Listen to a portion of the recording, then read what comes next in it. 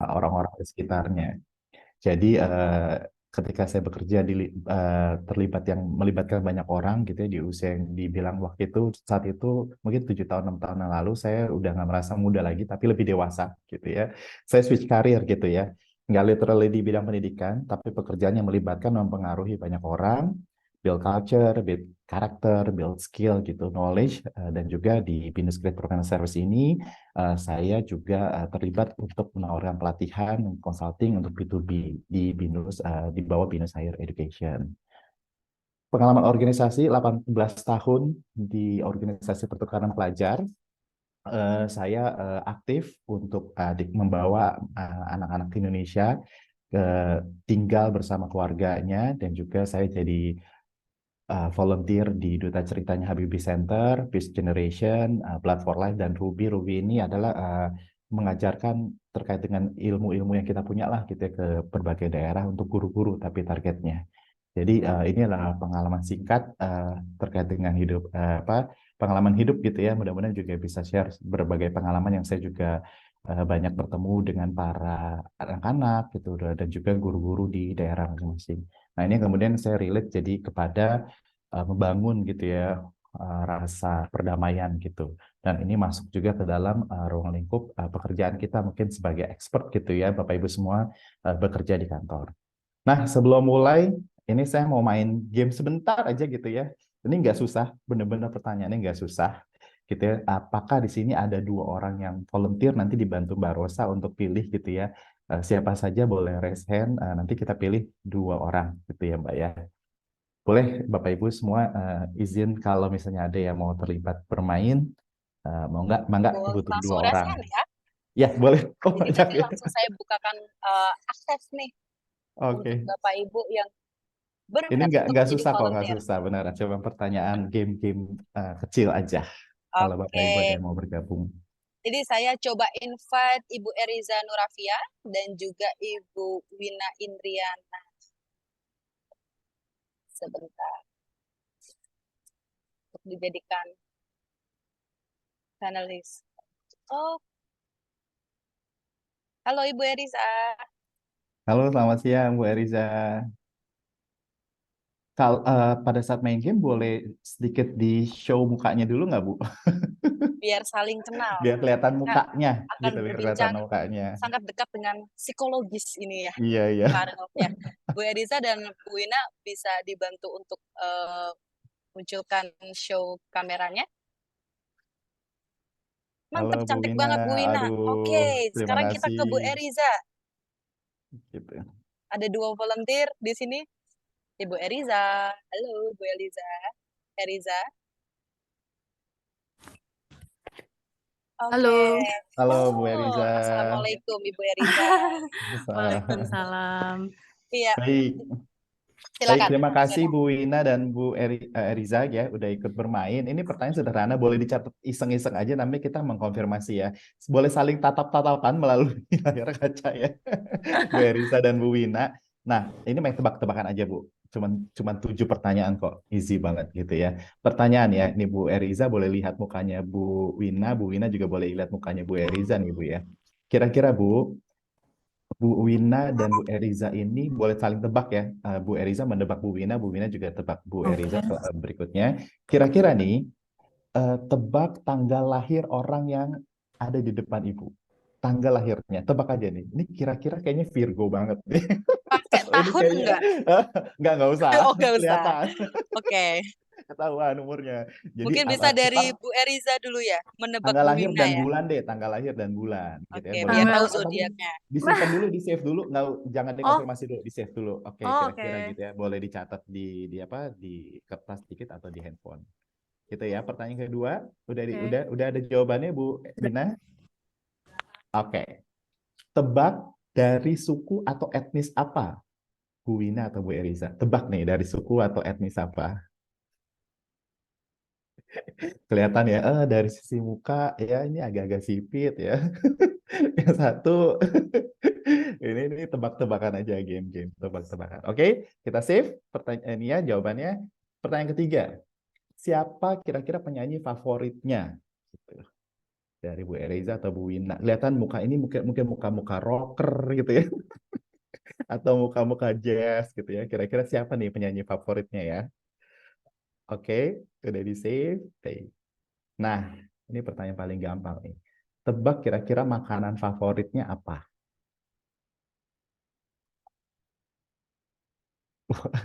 Di kolom chat Manado, Manado. Ini benar nih Bu Wina orang Manado nih.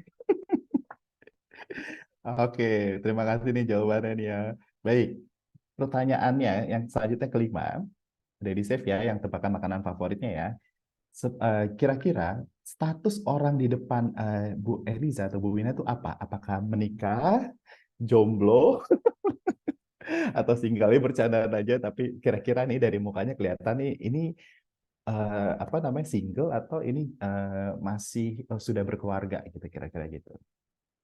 Atau in relationship atau HTS gitu ya, tanpa status ya.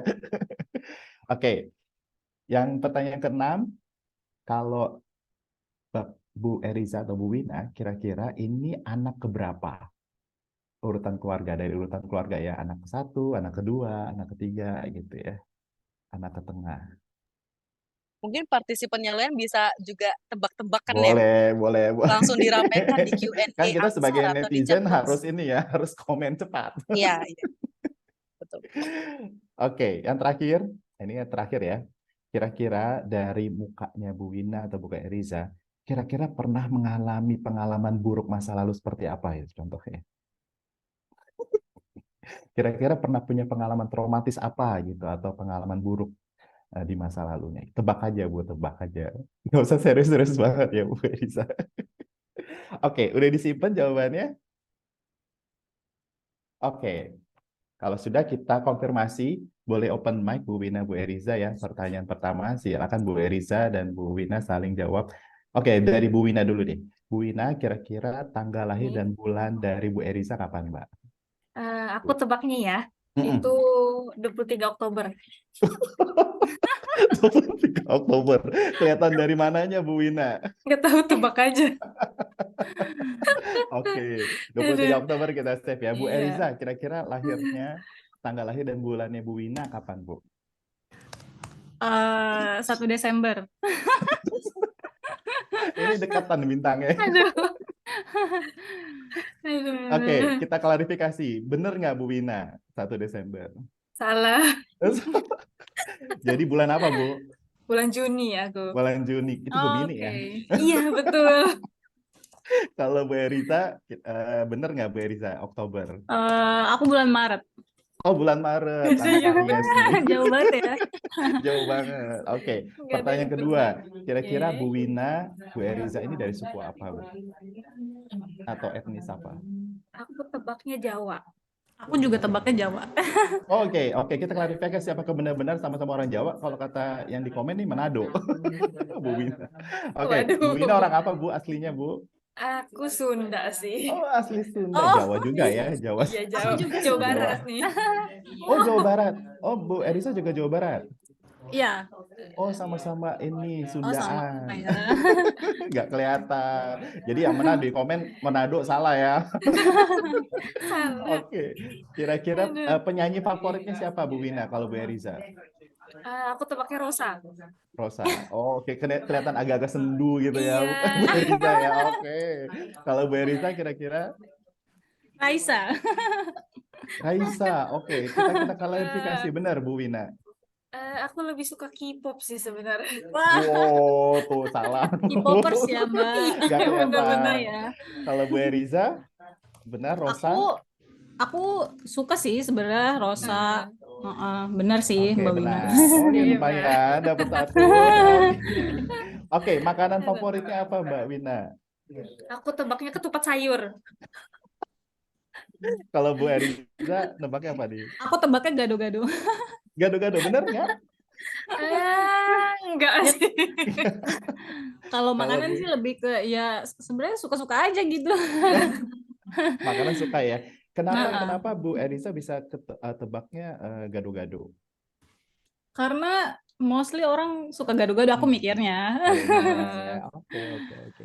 Oke, selanjutnya ini statusnya apa nih? Ya, Siapa tahu di sini ya ada yang berjodoh gitu ya. aku Single tebaknya atau udah menikah. sudah menikah? Betul Bu Ya, Eliza? Aku tebaknya udah menikah juga. Oke, oke. Kita klarifikasi apakah benar? iya benar. Iya Oh benar, aku benar. juga Oke, udah. dapat dua Oh iya satu. benar. Oke. Aduh. Oke, ya pertanyaan selanjutnya, urutan keluarga. Bu Wina, kira-kira Bu Eriza ini anak keberapa, Bu? Aku tebaknya kedua. Anak kedua. Aku Oke. Ya. tebaknya pertama. Oke, oke. Benar, Bu Wina anak pertama? Iya, betul. Oh, oke. Kelihatan deh. Hebat banget. Enggak. Oh, Oh, anak ketiga. ya oke. Kok bisa Bu Eriza nebak ini anak pertama? Eh, Mbak Wina. Kenapa nih? Kenapa nih? dewasa. Mukanya kelihatan pekerja Mukanya keras ya, bagus. pekerja Dewasa. keras, bertanggung jawab. Oke, terakhir nih ya, kira-kira pengalaman traumatis atau pengalaman masa buruknya apa nih? Aku tebaknya kecopetan. Pernah kecopetan, Bu Eliza? Nggak pernah sih.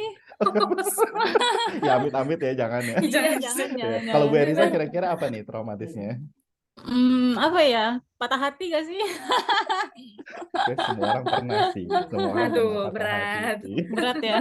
Tapi jangan Bu, ini kerikot Bu, nanti ketahuan sama suami di rumah. Aduh. Oke, oke, oke. Terima kasih, boleh tepuk tangan ya Bu Wina, Bu Eriza, thank you so much gitu ya, udah Makasih. bareng-bareng. Ini, nah kalau saya tanya, kira-kira ini game-nya terkait dengan apa ya Bu Wina ya? Apa yang bisa kita pelajari Bu? Ini nggak sih apa karakteristik? Karakteristik, boleh? Nebaknya sih Apalagi? gitu ya. Tebaknya, oke. Kalau Bu Eriza kira-kira apa nih Bu? Sorry, apa? Kira-kira apa nih bisa kita pelajari nih dari permainan singkat ini ya? Kan lebih seru emang kalau online, offline ya. Tapi ini karena oke, kira-kira apa Bu yang bisa kita pelajari? Aku juga karakteristik sih, lebih ke karakteristik seseorang gitu ya. Maksudnya dilihat dari raut wajah. Benar, benar, benar, benar. Oke, kita bahas di dalam grup. Terima kasih sekali lagi Bu Wina, Bu Eliza, thank you so Terima much. kasih. Oke, Bapak Ibu, ini seru ya. Kelihatan orang tuh anak pertama bisa lihat dari muka ya. Hebat sih. Tapi apa yang mau saya sampaikan dalam permainan ini adalah kadang-kadang kita nih sebagai pekerja kantoran kan juga tentu kita netizen ya. Kita udah bisa guessing gitu ya, komentar-komentar. Kita kadang-kadang kalau kita lihat ya komentar-komentar di Instagram artis gitu ya, artis bercerai, artis apa, kita selalu memberikan judgement. Nah, dari permainan ini kita kadang-kadang kita kalau bertemu orang baru nih Bapak Ibu ya, kita cenderung menciptakan stigma atau prasangka gitu. Dan asumsi, dan itu terjadi sebenarnya hanya ada di otak kita. Jadi kadang-kadang kita selalu memberikan sebuah penilaian gitu ya berdasarkan tampilan luar, cara berbicara, tadi bentuk muka gitu ya. Tapi kita juga harus mengerti bahwa kita nggak bisa melihat manusia itu hanya dari satu sisi gitu, tapi dari berbagai macam sisi. Karena kita tahu bahwa dunia itu kadang-kadang nggak sekedar hitam dan putih gitu ya, tapi kita juga bisa belajar bahwa sebagai manusia kita sama-sama ciptaan Tuhan yang berharga dan punya dianugerahi gitu ya sebuah perasaan. Nah, kalau ngomongin perasaan dan relate dalam pekerjaan, nah ini yang mungkin kita perlu diskusi dan ini tentu silakan Bapak Ibu untuk tanya jawab. Saya akan mulai sesi pertama saya.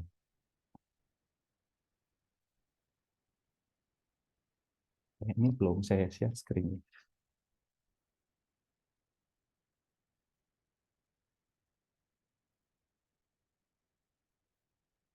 Ya, temanya seperti yang tadi sudah disampaikan sebelumnya, terkait dengan membangun gitu ya sikap-sikap inklusif di dalam dunia pekerjaan kita. Tapi juga kita nggak bisa melihat gitu ya, nggak bisa berbohong gitu bahwa kita melihat sebenarnya udah fakta-fakta terkait dengan inklusif intoleran juga kadang-kadang terjadi nih Bapak Ibu di dalam ruang kerja atau ruang lingkup kerja kita gitu.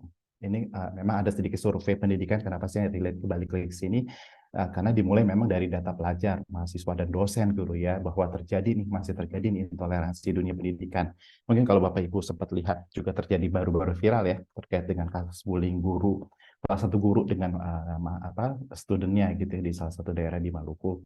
Nah, karakter ini kadang-kadang memang terbawa nih Bapak Ibu kan dari dunia kuliah gitu ya, terus kemudian kita cari kerja gitu ya, terbawa di dunia pekerjaan. Bisa juga tadi terjadi kasus pelecehan seksual ini yang untuk apa, tapi juga sekarang nggak hanya terjadi nih kepada para pekerja apa dengan gender wanita, tapi juga kadang pelecehan seksual juga terjadi di dalam apa gender pria. Jadi ini memang nggak bisa sekarang disamaratakan bahwa pelecehan seksual hanya terjadi dalam gender wanita.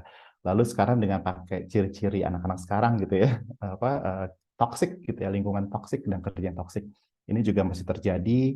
Lalu juga fakta bahwa 75% mereka bekerja karena kepimpinan yang tidak merasa tidak mengayomi gitu ya, atau tidak bisa mengelaborasi ide-ide mereka gitu, sehingga Unilever pun menyadari gitu ya bahwa bullying juga masih terjadi di lingkungan kerja. Nanti Bapak Ibu bisa unggah untuk e-booknya.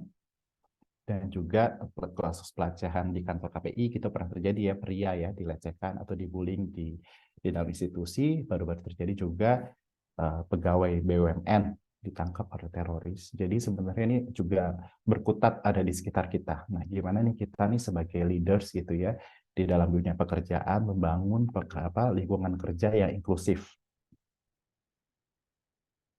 Kalau relate ke dunia perkantoran, tentu kita semua ingin merdeka, Bapak Ibu kan ya. Merdeka dari rasa aman, gitu ya. Ini kan hari 17 Agustus ya, kita merdeka dari rasa aman. Harus nyaman, gitu ya, ekspresif dalam bisa mengeluarkan pendapat. Maka ini harus dimulai dari diri kita sendiri. Betapa pentingnya keberagaman dan inklusi, gitu ya. Faktanya memang nggak mudah, Bapak Ibu. Karena sebagian dari kita tentu pernah mengalami peristiwa kejadian-kejadian yang intoleransi gitu ya, kita merasa nggak nyaman, atau sebagian kita juga biasanya banyak juga produk-produk dari sekolah keagamaan gitu ya. Jadi memang mohon maaf ini lagi agak ini nih kena kasus ISPA nih. Ini tidak inklusif nih udara. Kita kadang-kadang yang dari sekolah agama juga belum tentu pernah bergaul gitu ya dengan agama lain, dan ini terjadi nih Bapak Ibu, nggak hanya ngomongin bahwa itu tidak sesuai dengan ini kan karena kita biasa mungkin banyak di kota besar gitu ya, tapi sebenarnya kalau kita relate lagi kembali ke daerah-daerah gitu ya, Indonesia kan keberagaman disebutnya gitu ya, diversity, tapi sebenarnya Indonesia kalau misalnya kita masuk ke pelosok-pelosok itu sebenarnya nggak terlalu diverse Bu. Kenapa? Contohnya kita lebih merasa akrab gitu ya kalau ini satu daerah sama kita gitu ya, satu bahasa sama kita gitu ya. Atau kita juga punya geng-geng kira-kira gitu ya, geng-geng, geng makan siang gitu ya, geng nongkrong gitu ya, yang sepemikiran sama kita. Once ada satu orang, bisa di berempat gitu ya, ada satu orang yang nggak sepemikiran sama kita, maka kita langsung abaikan gitu. Orang itu, oh lu nggak friend sama gue, lu nggak sepemikiran gitu ya. Makanya kita sebenarnya secara tidak sadar gitu ya, kita juga masuk ke dalam dunia-dunia yang tidak inklusif gitu. Kita selalu merasa cocok sama orang yang seagama sama kita, orang yang sebudaya sama kita, orang yang sepemikiran sama kita, dan lain-lain. Nah, kalau ditarik mundur tadi ke dunia pendidikan, banyak riset Bapak Ibu di Convey atau PPM UIN ya. Terakhir saya baca tuh 2017 sebenarnya, masih udah lumayan lama, tapi ini nggak terlalu banyak berubah, di mana 33% para student menyatakan nggak apa-apa bersikap intoleran terhadap agama lain gitu. Ini saya merasa waktu baca kok aneh banget ya gitu. Tapi waktu yang tadi saya cerita ya, saya pernah juga punya bekerja di Sabang Merauke gitu ya, bawa anak-anak dari daerah ke Jakarta, lalu mereka tinggal dengan agama yang lain gitu ya. Ini kejadian beneran loh Ibu.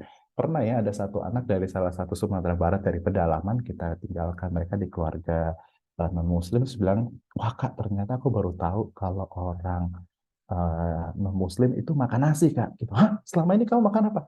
Jadi kan mereka selalu dianggap prasangka bahwa orang non-Muslim itu makan babi gitu misalnya.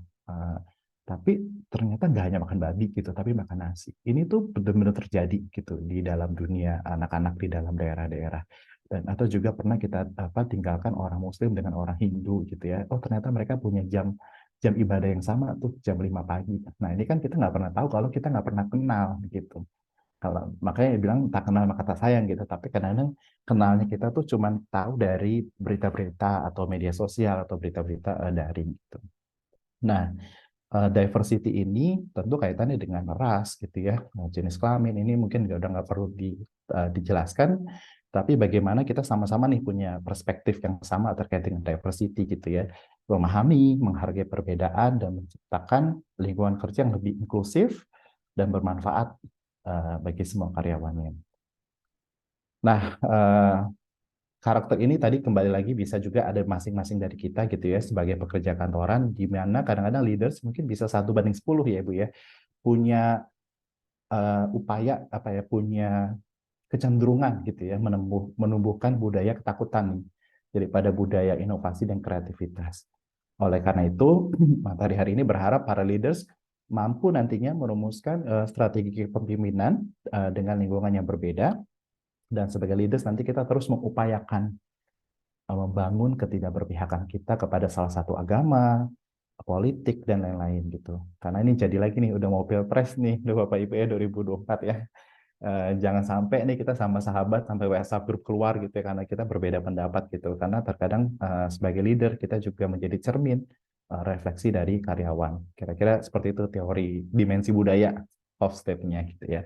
Nah, hampir di semua kan kita memiliki kecenderungan tadi ya Bu ya Bapak Ibu untuk mempengaruhi kemampuan untuk menciptakan tempat kerja yang inklusif. Nah, ini yang kita perlu sadari bersama-sama bagaimana cara kita membangun budaya tersebut.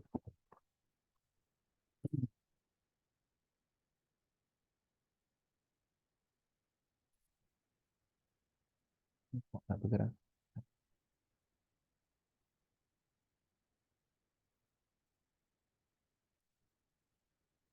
Mbak Rosa.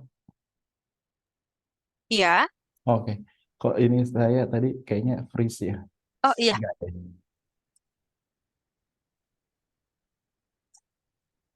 Bentar, saya nggak bisa next materi. Jadi Oh memang di kadang-kadang terjadi ya. Kalau pasti hari H di part ada ya. diversity tadi ya. Mm-mm. Iya, iya, mohon maaf. Alright.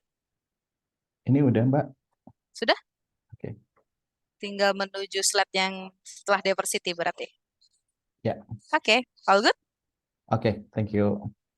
Nah, harapannya kita punya sikap nanti Bapak Ibu untuk menentang sebenarnya ya, prasangka menentang gitu ya, dalam tanda kutip prasangka bias kita gitu. Tadi kita kecenderungan tadi punya prasangka-prasangka tersebut gitu ya. Agar kita bisa lebih terbuka lagi dengan perspektif yang berbeda gitu ya, open mind gitu ya tentu, dan dapat menciptakan tempat-tempat kerja yang lebih ramah dan tentu mampu menerima perbedaan. Nah, kira-kira ini pentingnya membangun organisasi inklusif. Mungkin Bapak Ibu udah pernah baca dan pernah tahu gitu ya. Tapi lagi-lagi terkait dengan engagement dan motivation. Nah, penting banget nih sebagai pekerja kan. Tentu kita ingin engage gitu ya dengan perusahaan. Apa sih bisa ditanya gitu ya, visi misi perusahaan engage nggak dengan value saya gitu ya. Faktornya banyak ya. Ada visi misi perusahaan, budaya yang saling mendukung gitu. Ini kalau istilah anak now nih budayanya nggak toxic gitu ya. Ini tentu kita perlu umpan balik dan penghargaan. Karena sebagai karyawan gitu atau sebagai perusahaan lah, kita dari point of view perusahaan gitu ya, tentu kita ingin kan karyawan kita stay lebih lama gitu ya, dan bisa loyal sama kita gitu. Karena ada juga kan kadang-kadang kisah di kalau saya sering lihat di TikTok gitu ya, ada kisah-kisah karyawan yang salary-nya pas-pasan gitu ya, tapi kok bisa engage gitu, bisa loyal nih sama perusahaan nih ya. Mesti ditanya ini ya, gali lagi lebih jauh motivasinya gitu ya. Tapi artinya nilai-nilai perusahaan dan nilai-nilai dirinya itu engage gitu. Tadi kan kita ngeliat kalau kita udah punya kesamaan, maka kita akan lebih mudah engaging gitu sama apapun gitu ya. Kita engaging sama grup kita gitu, teman-teman kan kita engage nih satu nilai gitu ya, kita engage sama atasan kita, atau kita engage dengan peers kita, ataupun tim kita di bawah gitu, kita engage nih. Nah, penting sekali membangun engagement ini agar tentu motivasi-motivasi yang baik itu keluar gitu ya. Kalau engage-nya nyaman, punya motivasi, tentu larinya ke kreatif dan inovasi. Ini pentingnya membangun ini, karena sebenarnya apa sih yang dicari perusahaan Bapak Ibu?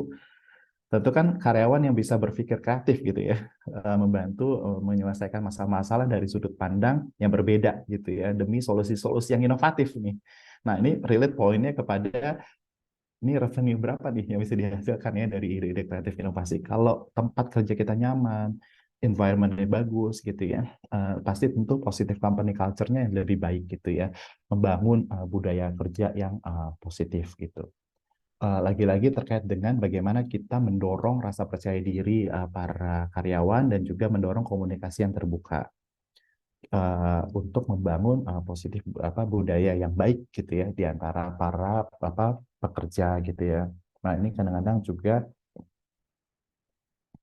kalau sebagai anak buah kan biasanya kita takut ya bisa menyampaikan pendapat kita gitu, mengekspresikan gitu. Nah, ini memang penting sekali nanti kita ngomongin terkait dengan leadership gitu ya, bagaimana juga posisi leadership untuk mendorong komunikasi yang terbuka di antara para karyawan. Mudah-mudahan saya nggak kecepatan nih, Mbak. Oke, ini salah satu caranya tentu kita bisa merayakan perbedaan. Ini mohon maaf saya ada tagline-tagline yang pakai bahasa Inggris karena kalau diterjemahkan agak sedikit aneh. Jadi celebrate difference gitu, menghormati. Contoh-contoh nyatanya apa sih, boleh nggak di kolom komentar? Kira-kira kalau celebrate merayakan perbedaan itu apa sih contoh-contohnya? Bapak Ibu boleh di teks di Q&A-nya gitu ya, ditaruh.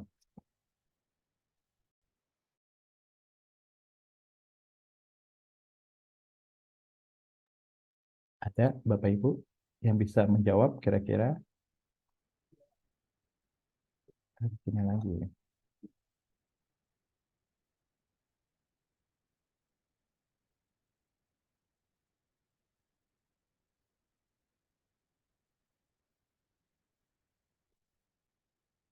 Ucapkan hari raya keagamaan satu sama lain, ya boleh. Tapi walaupun kadang-kadang ada yang sudut pandangnya berbeda ya Bapak Ibu ya, nggak apa-apa. Karena ini terkait dengan belief gitu ya. Ada lagi contoh-contoh lainnya mungkin yang pernah dipraktekkan di perusahaannya, mungkin bisa sharing gitu ya. Kira-kira contoh merayakan perbedaan gitu ya. Tentu kita harus menghormati keunikan dan menunjukkan penghargaan kita nih sebagai leaders nih. Oke, selanjutnya. Oke, perayaan Natal, acara makan bareng dengan aksesoris Natal, perayaan Hari Kartini gitu ya, dengan baju daerah masing-masing gitu ya. Oke, perayaan Natal, acara makan bareng, aksesoris Natal. Oke, thank you banget Bu Ineke dan Bu Soraya dan Bu Wina. Terima kasih. Contoh juga yang paling nyata adalah membiasakan biasanya contoh acara penting perusahaan nih gitu Bapak Ibu ya. Kita bisa juga eh, mendengarkan doa dari agama lain itu juga bisa sih. Nggak harus kadang-kadang bukan dengan doa yang sama dari setiap agama, itu juga boleh nih Bapak Ibu tuh kalau misalnya punya acara-acara penting gitu ya. Kalau kami di BINUS biasanya acara berdoa dipimpin oleh beda-beda agama gitu. Jadi telinga kita juga terbiasa mendengar doa-doa yang berbeda. Dan juga perlakukan tentu tim kerja kita gitu ya sebagai individu yang unik gitu, karena people are unique, kita percaya gitu ya Bapak Ibu ya, sahabat-sahabat kita unik, orang tua kita unik gitu ya, apalagi ini tim kerja gitu. Nah, itu memang kita harus respect gitu ya sebagai budaya yang unik, karena menurut World Economic Forum 2025 salah satu tempat bekerja gitu ya dengan orang itu menjadi highlight karena tadi terkait dengan relasi yang resilience gitu ya. Kemudian stress tolerance, flexibility ini jadi penting nih di area working gitu ya, working with people gitu ya. Ini di menurut World Economic Forum. Jadi Bapak Ibu juga harus punya stress tolerance ya menghadapi orang-orang atau tim yang unik gitu ya. Atau juga terkait dengan flexibility, atau sekarang nih bahasa sekarang itu agile ya. Harus agile, siap dengan perubahan-perubahan. Eh, ini lagi-lagi Bapak Ibu semua, mari kita rayakan gitu ya perbedaan, keunikan. Mungkin saya juga boleh ada yang bisa jawab gitu ya. Di sini apakah ada juga rekan kerja yang menerima teman-teman disabilitas? Nah, ini juga menjadi menarik ya, beberapa pekerja kantor teman-teman saya gitu ya, misalnya di salah satu bank gitu ya, udah mulai tuh menerima teman-teman disabilitas gitu. Karena mereka juga karena saya terlibat gitu, dan saya juga belajar bahasa isyarat gitu ya, walaupun nggak yang canggih ya, expert, cuma sedikit-sedikit gitu. Tapi saya belajar gitu ya, bagaimana berkomunikasi dengan mereka. Penasaran sih. Mungkin Bapak Ibu pernah nggak punya teman tuli kira-kira di sini?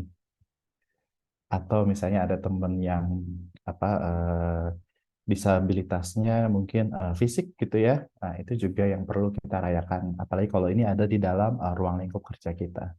Sering banget kita dengar teman-teman dengan disabilitas, misalnya tunarungu gitu ya, tuli gitu ya, ataupun disabilitas intelektual jadi korban bully gitu. Karena apalagi gitu ya, anak-anak kita nggak pernah tuh hidup berdampingan gitu dengan keunikan-keunikan itu, dan itu given gitu ya dari Tuhan. Kalau mereka jadi normal, mereka nggak ditanya, ya Tuhan, saya nggak mau jadi kayak gini gitu ya. Tapi akhirnya itu adalah given gitu dari Tuhan gitu. Sehingga kita juga harus siap nih Bapak Ibu nanti kalau ketemu bertutur sapa dengan orang-orang yang unik gitu ya, atau juga orang-orang yang disabilitas gitu. Dan juga mungkin Bapak Ibu sudah mulai notice ya, teman-teman tuli juga memperjuangkan gitu ya, semua film-film ataupun berita ada bahasa isyarat gitu, menggunakan tangan. Kita rayakan perbedaan Bapak Ibu dengan keunikan dari semua. Kita pun unik, kita pasti dilihat orang unik, dan kita juga bisa melihat orang unik gitu ya. Dan tentu yang kedua, embarrassing diversity-nya adalah kita value gitu, diverse team. Ini tim gitu ya. Apa sih yang jadi kadang-kadang jadi kendala kalau sama tim? Pasti yang pertama tuh sering banget perbedaan bahasa, bener nggak? Kadang-kadang tuh kita udah memberikan judgement, aduh, ini kalau orang Sumatera nih, mohon maaf ya, tapi kayak to the point gitu ya. Oh, kalau orang Jawa nih alon-alon nih, asal kelakon gitu ya. Jadi kita tuh udah punya stigma juga nih terkait dengan suku gitu ya, dan bahasa gitu. Karena kan mungkin biasanya nih orang-orang ini kebiasa gitu ya, nggak bisa generalisir, tapi biasanya orang-orang Sumatera nih, oh ngomongnya tuh apa keras gitu ya, suara intonasinya keras gitu ya, atau misalnya orang Sulawesi gitu ya, suaranya keras gitu, karena saya berasal dari Sulawesi gitu ya. Wah keras banget gitu ngomongnya. Yang bisa jadi misalnya bosnya orang Jawa, kaget juga ya, kok anak buah gua suaranya keras banget ya, oh ya dilatih gini. Nah itu juga yang kadang jadi perbedaan. Pertama adalah sukunya gitu ya, terus kemudian kalau value diversity itu bahasa paling sering ya, kita kesulitan gitu ya, sama norma komunikasi tadi yang saya sebutkan. Ada yang bicaranya blak-blakan, ada yang bicaranya apa pelan-pelan gitu ya, karena tadi kita semua udah dibesarkan lah gitu ya dengan keunikan-keunikan dari kita masing-masing gitu. Eh, Apalagi nih kira-kira tantangannya ya Bapak Ibu ya, karyawan asing, bener nggak sih? Bisa jadi ya kita bisa punya value diverse team kalau misalnya di tim kita tuh ada karyawan-karyawan asing gitu ya. Ini juga kita harus eh, komunikasikan lagi nih, apa sih sebenarnya, kan sebenarnya itu semua bunyinya nanti di slide berikutnya adalah komunikasi gitu. Gimana sih cara komunikasi sama kalian gitu ya, supaya saya bisa memahami nih maksudnya kalian gitu, atau gimana sih budayanya kalian gitu ya dalam mengutarakan pendapat. Karena eh, mungkin nggak major, mungkin ini majority tapi nggak semua gitu ya, bahwa karena kita nih orang Asia gitu ya, ini saya pengalaman saya sih kalau misalnya program ke bawa anak-anak keluar gitu ya, kita dikumpulin dengan 15-16 negara gitu ya, anak Asia itu yang cenderung paling nggak bisa mengungkapkan pendapat. Karena pertama malu ya, dan kita nggak terbiasa tuh untuk mengutarakan pendapat gitu ya. Mungkin juga kalau budayanya orang Indonesia tuh lebih apa ya, lebih berhati-hati gitu sikapnya dan lain-lain gitu. Kalau misalnya kita lihat budaya Amerika, Eropa, wah mereka straightforward gitu. Nggak setuju, saya nggak suka, ganti gitu ya. Kalau kita tuh bisa coba cari cara komunikasi yang gimana yang lebih enak. Nah itu yang kadang-kadang kita kesulitan untuk memvalue our team gitu ya. Karena tadi mereka dibesarkan dengan budaya dan norma-norma yang berbeda gitu. Selanjutnya, nah, ini tahapan-tahapannya. Tadi ini udah ada yang cerita nih, Bu. Nanti Bu Fernasa boleh cerita ya, Bu Verna ya, Bu Verna ya, terkait dengan training embracing diversity gitu ya. Nah, benar nih, Bu. Salah satunya adalah untuk key step-nya ini ya. Key step-nya apa sih? Pertama gitu, pasti adalah leaders commitment. Begitu ya. Leaders commitment ini jadi penting banget untuk para pemimpin mendukung gitu ya, mempromosikan inisiatif. Karena kalau nggak bergerak dari pemimpinnya, ini pasti jadi hambatan gitu. Jadi pemimpin itu sebagai kuncinya untuk bisa menanamkan praktek-praktek baik ini gitu. Lalu juga pasti yang kedua adalah uh, diverse hiring practices-nya, pencari kerja nih ya. Ini pastiin juga nih Bapak Ibu yang hire gitu ya, teman-teman kerja gitu ya, mendorong proses rekrutmen mereka yang berbeda. Ini juga jadi PR nih Bapak Ibu ya. Terkait dengan leaders commitment juga balik lagi sih Bapak Ibu, ini kadang-kadang kita juga punya sikap gitu ya. Ini bukan sih. Biasanya ada standar gitu ya di mana hanya orang-orang tertentu yang menduduki posisi tertentu gitu. Itu bisa saja terjadi gitu ya dalam sebuah perusahaan gitu ya. Misalnya ini yang paling umum ya. Kalau sekretaris itu hanya perempuan gitu yang bisa jadi sekretaris gitu ya. Atau misalnya orang tim lapangan di dalam lapangan itu hanya pria gitu ya. Karena dianggap lebih gimana gitu. Nah ini yang kita harus berhati-hati ini. Ini juga salah satu tanda-tanda ciri-ciri diskriminasi Bapak Ibu ya. Nah, balik lagi ke diverse practice sebelum kita mulai kerja, kadang kita juga tanda-tanda diskriminasi juga muncul nih Bapak Ibu ketika proses interview. Nah, ini mudah-mudahan kita nanti nggak proses interview tim kita gitu seperti gitu ya. Pertanyaan-pertanyaan yang tampaknya mencurigakan gitu ya. Kadang-kadang ditanya sih dari suku mana gitu atau lulusan kampus mana gitu ya. Nah, setelah kita jawab pertanyaan itu muncul nih gelagat-gelagat yang nggak biasa nih dari pewawancaranya gitu ya. Bisa tiba-tiba langsung berbeda atau meremehkan atau kayak lulusan kampus ini gitu ya. Ini hati-hati Bapak Ibu, ini bisa jadi salah satu tanda diskriminasi nih yang paling banyak kita temukan di tempat kerja gitu.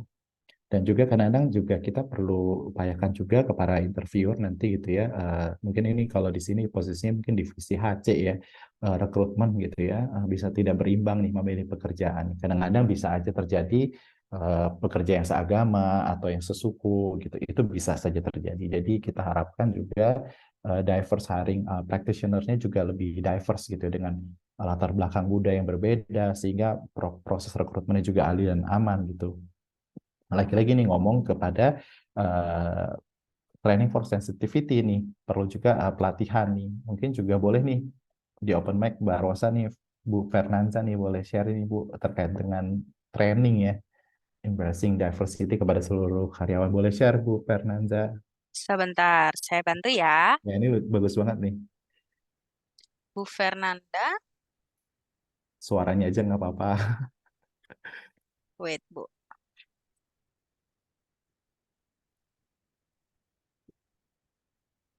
Bagus nih Bu, boleh share Bu. I Kira-kira try training to find. Fernanza ya. Oh, Fernanza. Fernanza Rahman, Ibu Fernanza Rahman. Kalau boleh share Bu.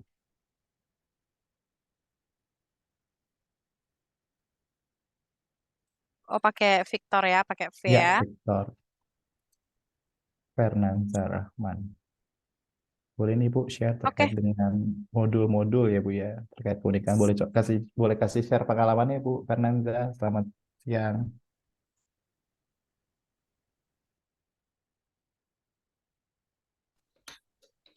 Ya, selamat siang. Oh Bapak. Aduh. Aduh, ini juga nih lagi-lagi karena nama ya Pak ya. Bisa nebak Ibu ya. Maaf Pak Fernanza. Iya, iya ini Ya saya Pak, juga boleh share Pak tertarik terkait aja dengan training for sensitivity. Pak. Kebetulan saya dulu pernah saya di Human Capital juga bulan. Hmm. Waktu itu kita bekerja di sebuah kedutaan ya, di kantor Hmm. kedutaan kebetulan. Dan memang di situ isu diversity menjadi satu isu yang penting sekali gitu karena kita Hmm. multicultural banget gitu ya. Saya juga pernah dulu di UN agency juga saya dulu tugas. Jadi memang itu banyak konflik, banyak salah paham, banyak kemudian terjadi pemecatan, ada bukan downsizing ya, kayak redundancy gitu ya, Hmm. karena kesalahpahaman gitu kan. Jadi banyak kayak apa ya, kayak pengaduan karyawan dan sebagainya. Termasuk juga kinerja juga menjadi taruhannya gitu ya, akibat Hmm. dari isu ini.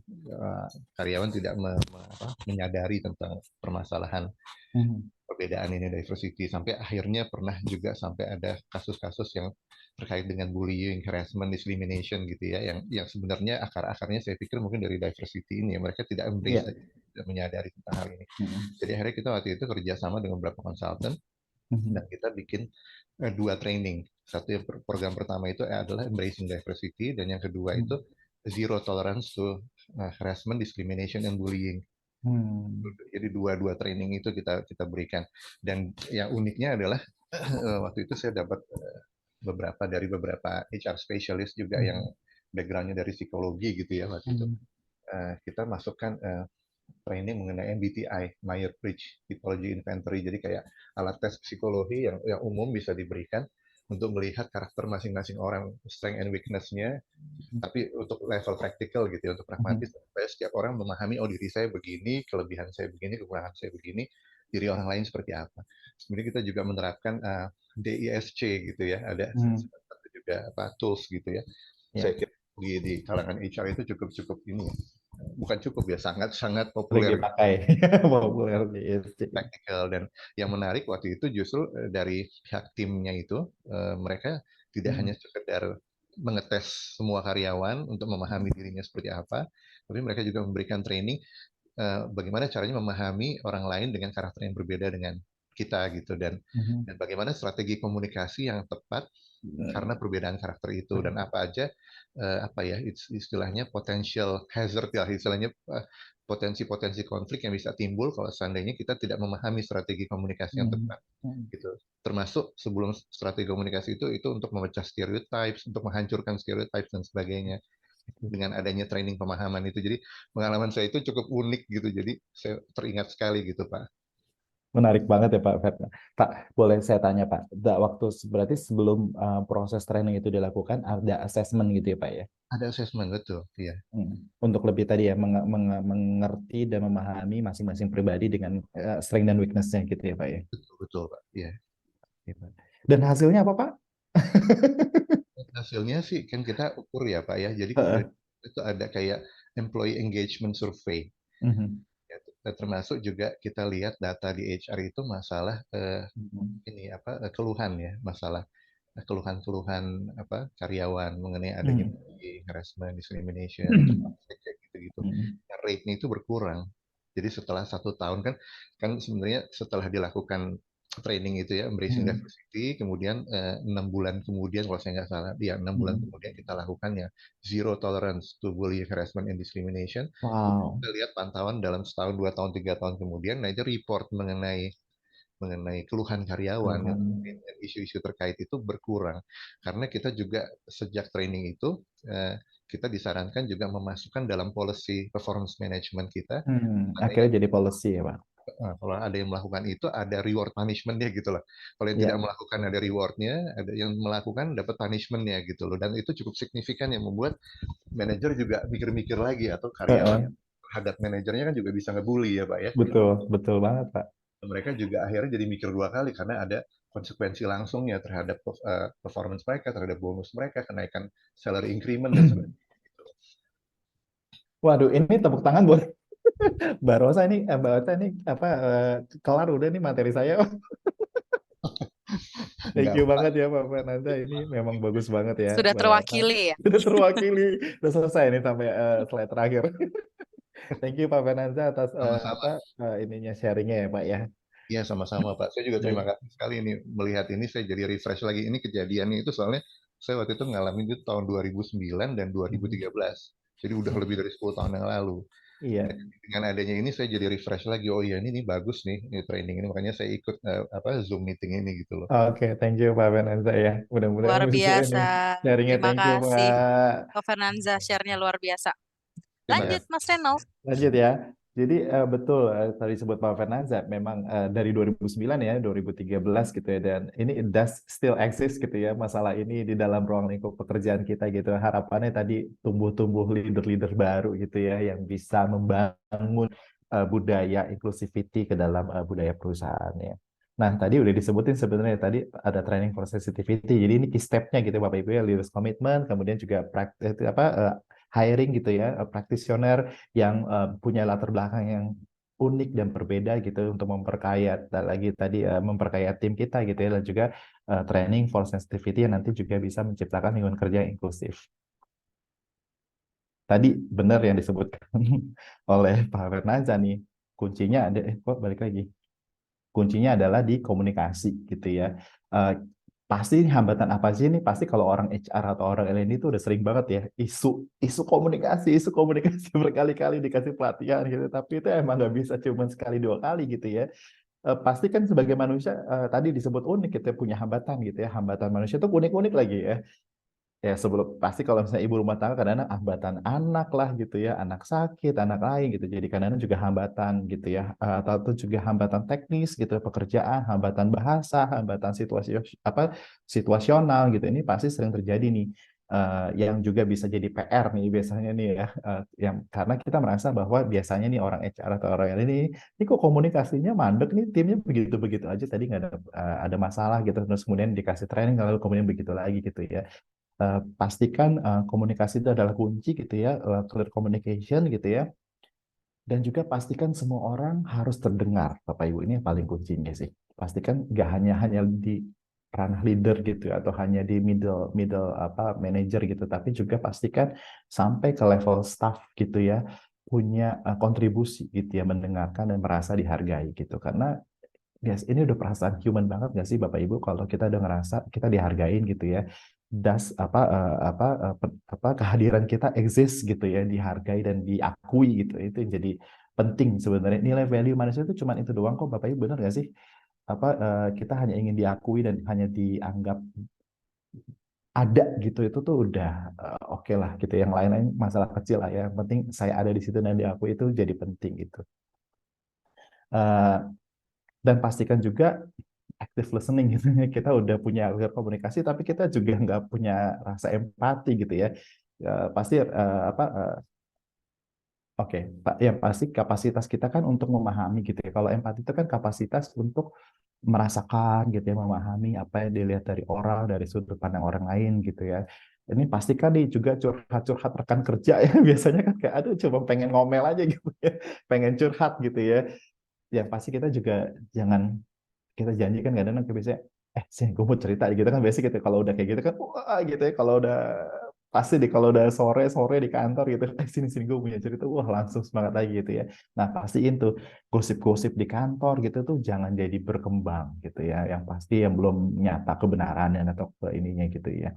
Nah, jadi supaya apa? Supaya kita juga jadi rekan kerja atau atasan yang dapat dipercaya nih gitu ya Bapak Ibu. Karena memang kadang-kadang tim gitu atau karyawan atau misalnya anak buah gitu kan, mereka datang ke kita untuk didengarin aja gitu kan, hanya perlu didengar, dikasih ruang nyaman gitu, perhatian penuh gitu. Misalnya jangan lagi curhat sambil texting gitu ya, sambil kerja gitu ya. Jadi mereka tahu kita punya rasa yang sama gitu, merasa dihargai untuk saling berbicara gitu. Karena kenapa Bapak Ibu kalau udah tadi ya timbul empati, biasanya yang pasti terjadi adalah timbul trust, itu pasti banget deh. Kalau udah timbul empati gitu ya, yang pasti bangun berikutnya adalah trust. Bapak Ibu jadi orang yang dipercaya, jadi orang yang sangat dikagumi gitu ya, karena bisa menyimpan percakapan-percakapan rahasia atau sekedar hanya curhatan-curhatan sementara untuk ngeluarin keluh kesah gitu ya. Karena kalau udah terjadi trust itu paling enak ya Bapak Ibu ya. Pasti kita ngerasain ya antar tim gitu ya, peers gitu ya, atau tim di atas atau ke bawah gitu ya. Timbul motivasi gitu, atau bisa jadi makin solid gitu ya. Karena tadi empathy listening itu meminimalisir terjadinya kesalahpahaman gitu. Jadi kalau misalnya aku sama Mbak Rosa sering ngobrol, sering active listening dan berempati, aku udah ngerti kalau Mbak Rosa begini tuh pasti kenapa gitu, dan aku bisa bisa meminimalisasikan kesalahan-kesalahan terjadi terkait dengan komunikasi. Nah, Bapak Ibu, ini jadi penting menjadi kunci kita ya terkait dengan komunikasi. Di selanjutnya,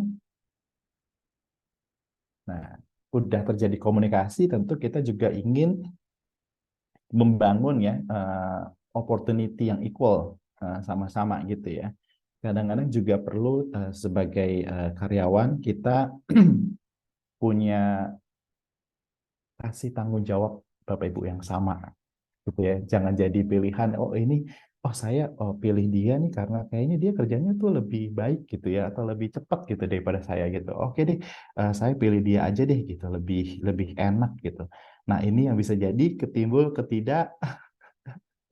udah pasti ini timbulnya tidak nggak percaya gitu ya sama anak buah gitu, atau anak dengan bos gitu ya. Oh, dia nih kayaknya lebih kerjanya lebih gercep kali ya gitu, aku mah apalah bla bla bla, akhirnya kemudian demotivasi gitu. Jadi Bapak Ibu pastikan juga untuk menciptakan equality terkait dengan ruang kerja gitu ya. Silakan Bapak Ibu kasih kesempatan perempuan, laki-laki hak yang sama gitu ya dalam memberikan tas-tas gitu ya atau project gitu ya. Dan jadikan juga jenjang karir. Lagi-lagi nih impian apa sih kita ketika bergabung dengan salah satu perusahaan gitu kan? Pasti kan pengen tahu nih ya jenjang karir gitu yang transparan. Oh oke, kalau saya dari staff lalu kemudian dengan saya memenuhi KPI poin berapa saya bisa naik level gitu ke grade selanjutnya sehingga mereka juga tahu path-nya gitu mereka gitu ya. Kira-kira mau ke arah kemana? Karena memang juga lagi-lagi saya sering menemukan kecenderungan orang kayak ya begitu-begitu aja gitu ya. Ya udahlah tahun depan ya oke lah gitu ya. Kalau misalnya pekerjaannya bagus, cocok ya masih kerja, ya kalau enggak cari kerjaan lain gitu. Jadi pekerjaannya yang seadanya ya gitu-gitu aja gitu. Jadi Bapak Ibu pastikan juga mereka bertumbuh dan berkembang, mempunyai kesempatan yang sama gitu ya. Lagi-lagi terkait dengan jenjang karir yang pas atau yang tepat gitu ya. Karena kita kan juga pasti punya mimpi gitu ya Bapak Ibu ya. Pastikan juga mimpinya tim Bapak Ibu atau rekan kerja Bapak Ibu juga tercapai melalui pekerjaannya mereka.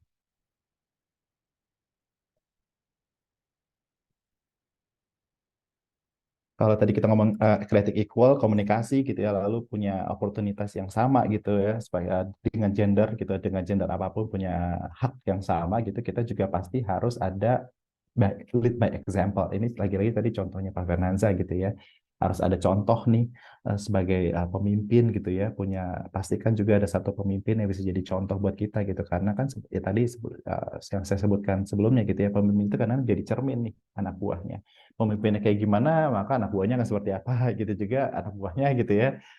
Kita sebagai middle level lalu juga dilihat sama bawahnya, begitu juga selanjutnya sama kayak kalau kita di rumah ya Bapak Ibu yang udah berkeluarga ya, Bapak ayah ibu itu jadi contoh gitu. Kalau kita nggak memberikan contoh perilaku inklusif seperti ini, maka ya mereka cuma merasa not walk the talk gitu ya. Nah, apa sih lo ngomong apa sih gitu, lo juga nggak kayak gitu. Jadi kita juga bisa diremehkan sebagai pemimpin.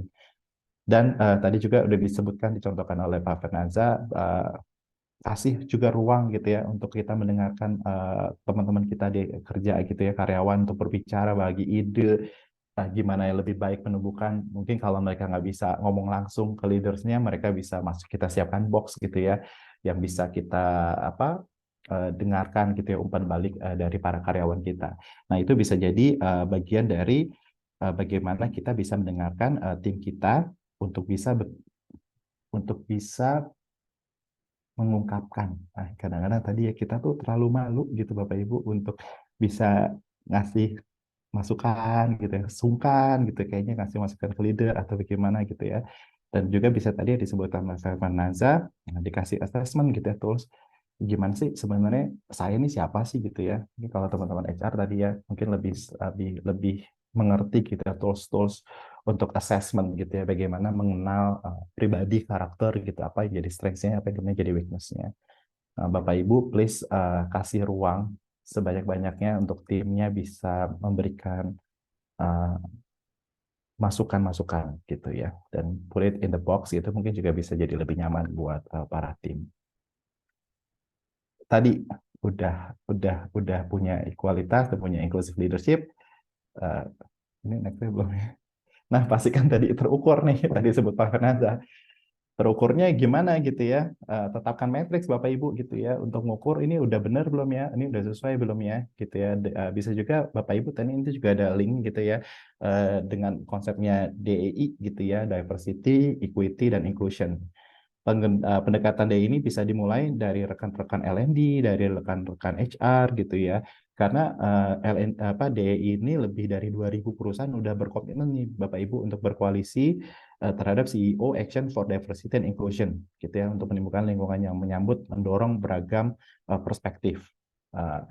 Jadi jangan hanya dibikin tapi tadi bisa diukur gitu ya. Mungkin 1 tahun, 2 tahun gitu ya, udah bener belum tracknya gitu.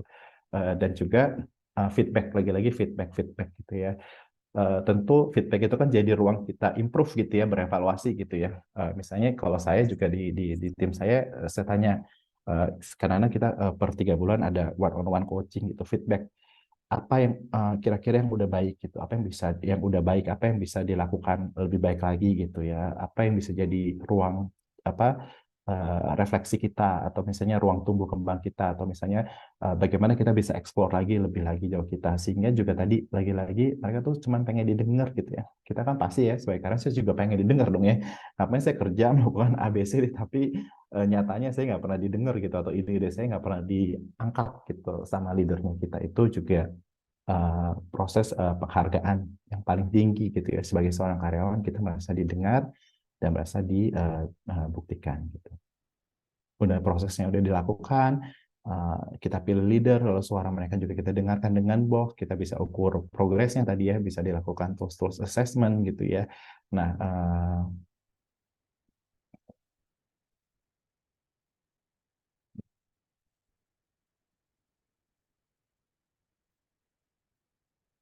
Nah, oke, mari kita rayakan dan kita bangun keberagaman kita gitu ya di dalam dunia industri pekerjaan, supaya lagi tidak terjadi bullying, diskriminatif gitu ya. Kita tadi, Pak Fernasa tadi sudah memberikan contoh yang baik sekali, memberikan penghargaan secara terbuka gitu ya terhadap kontribusi keragaman gitu ya, pencapaian-pencapaian yang dilakukan kepada individu gitu ya. Dan juga encourage untuk selalu terlibat gitu ya secara kolektif, melibatkan semua orang untuk mendengarkan kita, untuk percakapan-percakapan apa yang bisa kita lakukan gitu ya untuk kebaikan perusahaan gitu ya, dari berbagai macam perspektif. Karena kan kita tadi masuk ke dalam sebuah perusahaan juga udah membawa budaya yang sebelumnya, udah membawa pengalaman sebelumnya, udah membawa sudut pandang sebelumnya gitu ya. Tentu kalau kita encourage everyone to involve gitu ya, pasti kita bakal lebih banyak kaya ide. Tadi tumbuhnya kaitannya tadi dengan slide sebelumnya adalah bagaimana kita bisa jadi kreatif dan inovatif gitu ya, karena tadi kita disupport nih oleh leader di perusahaan kita untuk bisa mengeluarkan ide-ide kita. Dan lagi-lagi nggak hanya membangun, ini kan untuk jangka panjang ya Bapak Ibu ya, harapannya kita juga punya role model nih. Mungkin Bapak Ibu nanti bisa memilih talent-talent yang baik gitu ya, oh yang kira-kira punya inspiratif nih gitu ya. Kalau sekarang tuh Instagram apa ya disebutnya, influencer. Influencer kira-kira nih ya, siapa good talent atau influencer kita gitu yang bisa menciptakan lingkungan yang aman gitu ya bagi sesama rekan kerja. Nah ini perlu dibangun nih dengan anak-anak muda. Apalagi mungkin sekarang kalau tadi terkait dengan komunikasi, kadang-kadang kita sering tadi yang menemukan gap komunikasi ini juga jadi bahasa yang sering banget nih ya di dunia pelatihan ya, gap antara Gen X dengan Gen Z gitu ya, itu gen yang lain dengan gen yang lain gitu ya. Gimana mereka bisa ngerasa yang dewasa merasa kayak anak sekarang tuh ya attitude-nya bla bla bla begitu ya. Anak sekarang gitu, anak now ngerasa kayak oh orang dulu tuh gitu ya, dikasih ide gitu apa-apa ditolak gitu. Jadi lagi-lagi setiap zaman itu ada orang ya. Setiap orang itu ada zamannya gitu ya. Lagi-lagi kita harus menghormati nih, saling sama-sama menundukkan kepala gitu ya, dengan rasa rendah hati gitu ya, menerima bahwa oh ini loh perspektifnya anak-anak Gen Z gitu, oh ini loh perspektifnya anak-anak Gen X gitu ya. Jadi lagi-lagi tadi bukan jadi penghambat gitu, justru malah saling menguatkan. Gen X dengan penuh pengalamannya, Gen Z dengan penuh banyak ide-ide, dan apalagi sekarang udah ada generasi Alpha gitu ya, yang juga lebih terpapar gitu ya dengan segala komunikasi dan juga informasi compare tuh di zaman sebelumnya. Nah, generasi mendatang ini yang menjadi kunci nih Bapak Ibu nih untuk celebrate gitu ya, untuk build the inclusivity gitu ya di lingkungan kerja kita. Dan terakhir share responsibility gitu ya, setiap orang punya peran. Bapak Ibu perannya apa gitu, kita juga pasti di rumah ada perannya, di keluarga juga ada perannya, begitu juga di pekerjaan ada peran gitu ya. Mari kita membina lingkungan gini. Karena ini adalah tanggung jawab bareng-bareng nih, Bapak Ibu nggak bisa tadi kaitannya, oh ini tanggung jawabnya Good Talent aja lah, ya sebagai influencer lah gitu ya yang jalan gitu. Sedangkan kita sebagai manajer atau misalnya senior manager, general manager juga punya peran yang sama untuk membina lingkungan yang inklusif kepada teman-temannya. Nah, adakah pertanyaan Mbak Rosa dari saya? Rasanya sudah cukup gitu ya. Ya, terima kasih Pak Reynold Hamdani atas sesinya luar biasa sekalian. Ini ada pertanyaan yang perlu dijawab nih kayaknya Pak Reynold. Jadi, Di kolom Q&A. Boleh saya Mm-mm. bacakan ya, karena Bapak Ibu yang lain tidak bisa melihat di kolom Q&A. Oke. Ini pertanyaannya cukup sedikit membuka rahasia perusahaan di mana Pak Renold Hamdani bekerja nih sebenarnya. Oke. Iya, iya, tapi mohon dijawab dengan bijaksana saja Pak Renold. Jadi pertanyaannya adalah, sejak BINUS berdiri pada tahun Mm-mm. 1974, wah tahu Wah. banget nih, ini jangan-jangan alumni BINUS nih. Bukan nih Pak, Binus tuh 81. Baru Oh, merayakan 81. 42 tahun. Oke, koreksi ya. Iya. Apakah bisa share real Mm-mm. case apa saja yang BINUS hadapi dalam campaign DNI Mm-mm. hingga Director dapat Employee. award Employer of Choice tadi Ya, gitu. ya, ya. Banyak banget sih Pak experience-nya BINUS gitu ya. Salah satu sejak di tahun 2021 gitu ya, kita punya program untuk level supervisor sampai ke atas Pak gitu ya, namanya Project Initiative. Project Initiative itu terdiri dari kita boleh terlibat dengan unit apa saja gitu ya. Jadi kita harus paparin nih ide-ide kita gitu ya, lalu kita masukin ke dalam proposal, lalu kita share kepada juri gitu, nanti dipilih dan didanai gitu, didanai nih karena terkait dengan empowering society kan memang ininya BINUS tagline-nya adalah empowering society. Jadi misalnya kita mau bikin tagline apa digital pembelajaran untuk para guru gitu ya. Waktu itu saya membawa isu UMKM. UMKM harus siap go digital karena UMKM itu secara data yang terpapar sangat terpapar dengan apa COVID-19 gitu ya, tapi banyak UMKM yang belum go abroad ke digital gitu ya, masih pakai WA gitu, masih di status gitu ya. Nah, kita bawa UMKM siap go digital itu bersama UMKM Pemprov Bekasi dan juga Pemda Bekasi dan juga Bandung gitu. Jadi contoh real case-nya seperti itu Pak, kita antar karyawan, antar unit, antar divisi, bahkan tim kita tuh bisa level di atas kita, misalnya level tim saya tuh levelnya director tuh bisa terlibat asal mereka memang punya nilai dan value yang sama gitu. Jadi saya masukin proposal, saya tulis store-nya, aktivitas-aktivitas apa yang dilakukan, targetnya siapa. Ini salah satu contoh ya Pak ya, lalu kemudian kita paparin. Nah itu kemarin ada 374 kalau nggak salah saya ingat ya, ada 374 proyek Pak yang jalan. Dari 500 proyek yang masuk, jadi dari 500-an gitu ya, kalau saya nggak salah ingat. Dan tahun ini berlanjut, tahun 2022, 2022 dan 2023 gitu ya. Jadi setiap kita didorong untuk bikin empowering society campaign gitu ya Pak ya, dengan ide masing-masing dan harus dipaparkan dan didanai gitu ya sehingga proyek itu jadi gitu, dan itu diukur tuh proyeknya Bapak Ibu dalam range 1 tahun. Nah itu yang jadi kita semua terlibat gitu ya. Apalagi ya contoh real case-nya, oh kemarin kita tuh baru aja apa namanya BINUS Higher Education. Jadi apa kayak rapat kerja tapi rekreasi gitu ya. Nah, itu semua panitianya Bapak Ibu level director sampai senior manager sampai ke director. Jadi nggak ada level di bawahnya. Jadi itu bagian dari bahwa leader-leader kita juga serve. Jadi yang jadi panitia itu ya turunan-turunan yang punya binus gitu ya. Director, bos saya, director juga panitia ngurusin bis, ngurusin ini. Jadi kita juga binus itu melihat bahwa leader juga harus melayani. Itu jadi salah satu yang real case yang ya ini baru terjadi sih, baru terjadi.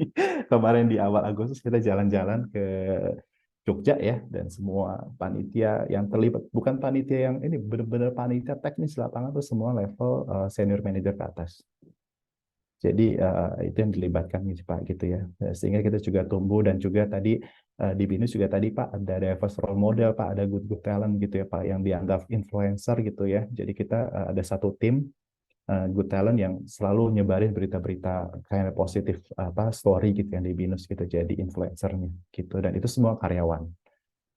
Jadi nggak terlalu banyak influencer-influencer yang mungkin namanya terkenal gitu ya, tapi dipakailah karyawan-karyawan yang punya talent sebagai inspirasi generasi gitu ya, untuk nyebarin berita-berita tadi Pak Adi gitu. Itu yang mungkin mudah-mudahan itu menjadi kita memenang award ya. The most Menarik tempat sekali. menari. Iya, luar Iya. biasa loh. Mungkin bisa dicontoh bagi perusahaan atau organisasi di mana Bapak Ibu bekerja ya. Mm. Wah, ada trik apa nih one day kalau lagi ikut award semacamnya gitu ya, bisa memenangkan award yang serupa gitu. Ada lagi pertanyaan dari Bapak Ibu? Masih ada waktu untuk kita bisa buka sesi Q&A ini. Oke. Tidak ada. Baik, mungkin kalau dari job itu sendiri bisa simpulkan bahwa mungkin nanti Mas Renot bisa menambahkan ya Oh bahwa iya, sebenarnya masih ada case ternyata study sih. oh oke. Tapi kalau misalnya ini masih ada Mm-mm. waktunya nggak ya? Masih ada waktu. Silakan dilanjutkan Oke, case tadinya. oke, kita challenge ya Bapak Ibu ya.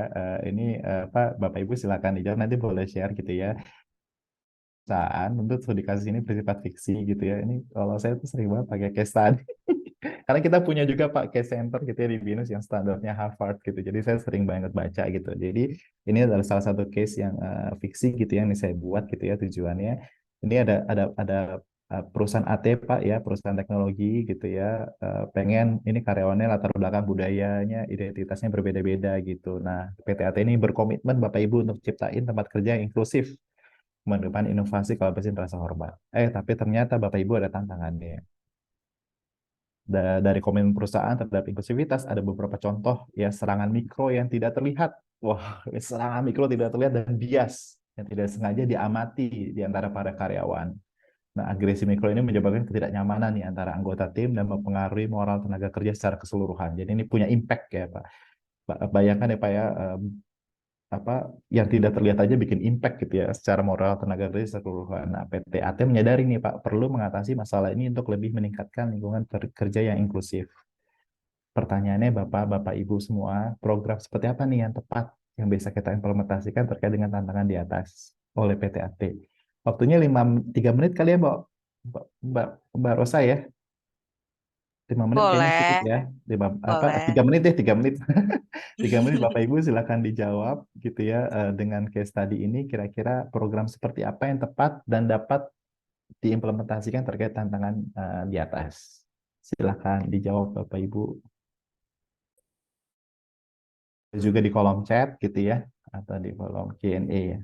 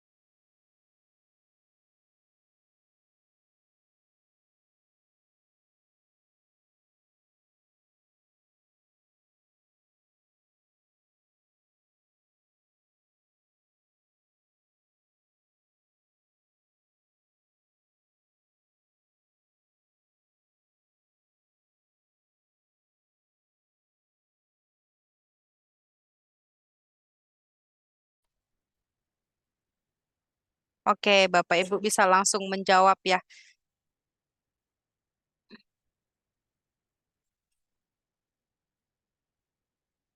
Silakan. Masih ada waktu untuk menjawab.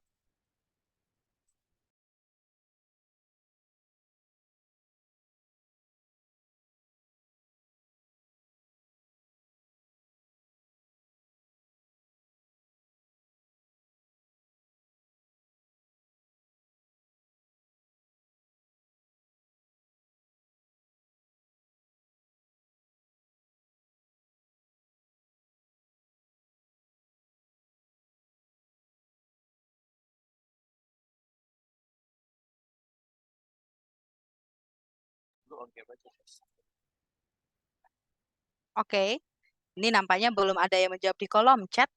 eh Masih mikir ya. iya. Oke, nggak apa-apa. Tapi tadi juga ini Eh, eh, Pak Fernando juga ini ya, apa, thank you banget itu ya. mm, mm, Kinerja mm. karyawan dan organisasi sangat dipengaruhi oleh psychological well-being, betul Pak, dari setiap individu. Nah, lagi-lagi tadi ngomongin individu ya Bapak Ibu ya. Mm-mm. Kita tadi harus memahami gitu ya Mbak Rosa ya, individu-individu itu karena memang kadang-kadang kan kalau sekarang tuh udah bahasanya ini ya, mm, mentality ya.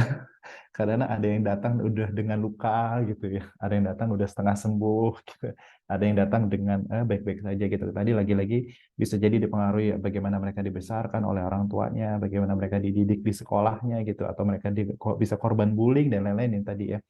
Kalau kita kadang-kadang kalau lihat film Korea ini mungkin banyak drakor di sini ya. Orang bullying itu bisa punya resistensi gitu ya, dan punya keinginan balas dendamnya itu tinggi gitu. Jadi itu Iya. juga kita perlu perhatikan gitu. Thank you banget for sharingnya Pak. Oke, ada yang oke, mudah-mudahan ini bisa jadi PR di rumah kali ya. Bisa kira-kira apa ya program yang tepat nih ya. Baik, komitmen dari perusahaan memang baik gitu ya, perlu di bawah mungkinnya dengan mengadakan. Oke, beberapa training untuk umum personal ini udah dijawab Pak Jati ya, personal Iya. tentang DI, kemudian membentuk task force ya di level manajemen.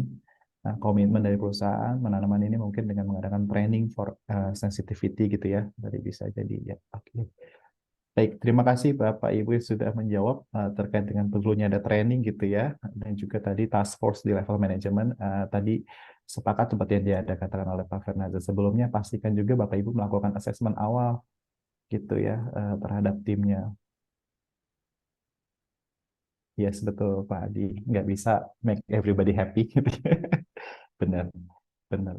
Itu yang saya bilang apa stay low ya. Apa tadi yang terkait dengan apa kembali lagi kepada yang tadi pernyataan eh, apa menyelamati gitu ya orang-orang yang Betul. apa punya agama lain. Nah itu tadi kadang-kadang yang belief itu kadang-kadang kita nggak bisa sentuh tuh Pak. Tapi tadi stay low aja gitu ya. Kita nggak usah berisik. Wah, saya tidak setuju orang mengucapkan ya hari agama ada. Oh, saya orang yang setuju. Akhirnya jadi pro dan con gitu ya Pak ya. Tadi tetap stay low Pak karena tadi benar cannot make everybody happy. Thank you Ada banget. lagi ini. Wah, Komentarnya jadi satu jadi memancing, ternyata menambah banyak memancing. komentar selanjutnya. Budayakan open and clear communication dalam organisasi. Betul. Benar. Kalau Bagaimana nih, kalau Mas case tadi Reno? itu nggak ada yang salah. Case tadi itu nggak ada yang salah. Jadi memang dari proses apa proses masing-masing menginterpretasikannya ya gitu ya Bapak Ibu. Tapi pastikan lagi tadi perlu assessment Bapak Ibu langkah pertamanya gitu ya apa yang dibutuhkan sebenarnya gitu ya. Bisa jadi kita bilang training sensitivity tadi tapi ternyata cuma masalah trust. Kembali lagi kepada apa juga kurikulumnya, lalu bagaimana juga engaging kontennya gitu, dan tentu juga pilihan-pilihan nanti fasilitator yang inklusif itu jadi penting gitu ya Bapak Ibu, dan role playing lagi-lagi tadi leader itu jadi cerminan. Oke Mbak Rosa di slide terakhir, thank you banget.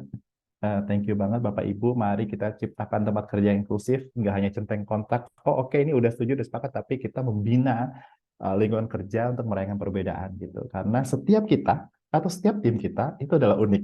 Jadi manfaatkanlah kekuatan unik setiap individu karena setiap inklusi itu akan melahirkan kreativitas, inovasi dan juga tenaga kerja yang terlibat. Terima kasih Bapak Ibu, semoga bermanfaat.